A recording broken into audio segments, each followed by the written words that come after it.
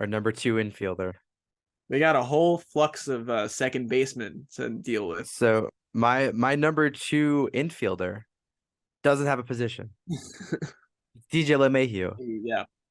And I don't know how we have this conversation about it. I mean, we can talk about DJ and what we might see from him this year.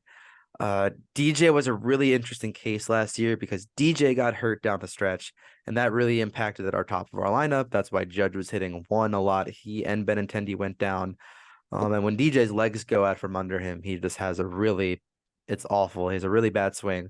But once he has his power with him, he's a gap to gap hitter. He finds singles, but otherwise he's really noodly. How do you feel about DJ? Where does he fit in this lineup? Where do you think he plays? How often? Like, I don't even know. There's so many different ways to answer that question because I think that he's proven that he is an elite third baseman when he's playing there. And the fact that Donaldson is still on this team makes it very difficult to see him envision a world where Donaldson's not playing a decent amount of third base as long as he's not absolute garbage and he's not batting like 100, you know. I think as long as he did what he did last offseason, we're going to see DJ kind of be forced into a position where he's moving between third base and second base quite a bit. And then also backing up Rizzo at first as he'll find a decent amount of time there.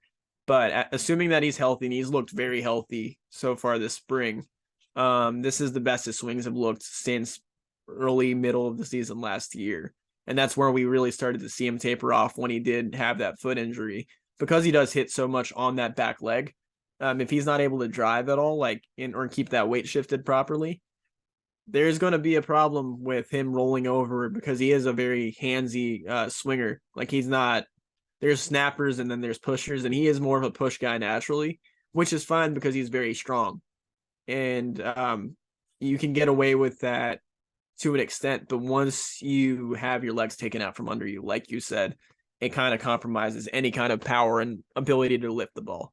So that's what we saw out of him last season. But I think that they're going to find a way to play him and get him in the lineup 4 to 5 times a week. But they're also going to have to be weary. Like, we need to DH this dude because he is 34, 35 years old, whatever it may be.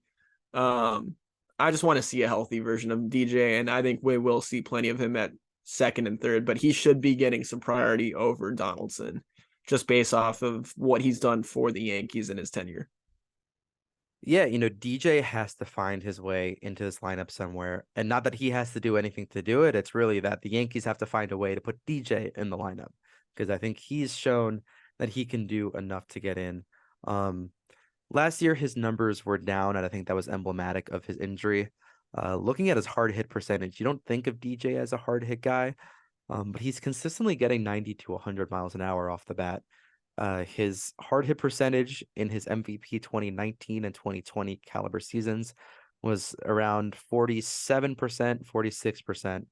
Last year, it was down to just a tick above 40%. And in the second half, that was about 35%.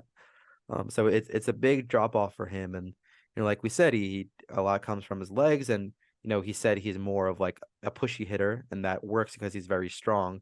But when you lose the bottom half foundation, the upper body can only do so much in getting those balls to the outfield at a solid rate. Josh Donaldson was really good defensively last year, but I'm with you that DJ has proven to be elite defensively at third. It's part of why he got the utility gold glove. He was just really, really solid at third. I know he doesn't have the flashy diving plays or the big arm from third base, but his range, partly on account of him being so tall and mainly on account of him being just so coordinated and consistent. But DJ is just as good, probably better than Gio even defensively at third. So Yeah. I think that might be the position that I want him in. He deserves time at second, and he should get time, especially, he still has 4 years left, including this year on his contract because he signed after 2020. So we got to try and preserve his legs. I know third base isn't a lot of movement, but it's still a good amount of agility and pressure.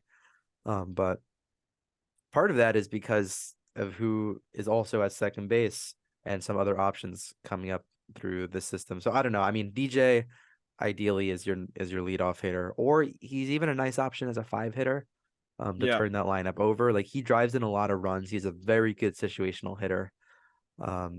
He hit less than 20 homers or about 20 homers and drove in 100 runs. in that 2019 year, if I'm not mistaken, or 26 just homers. about. 26 homers, 102 RBI, which you don't Yeah. see nowadays. Like that's a Tony Gwynn number, That you reminded me know? of Derek Jeter's 24 homers, 102 RBI season when he won Yep. MVP. And he was third Yep. in MVP. So like there were a lot of parallels there. Yeah, so I mean DJ's gonna make it in. Even last year he had a 3 WAR. Yeah. Um, but who is it at the expense of? Because I think we could pivot to two positions, probably starting with third base, like you were talking about. Josh Donaldson at third and Gleyber Torres at second. So Mhm. how is that rotation happening? And then we have Yeah. another three players behind them.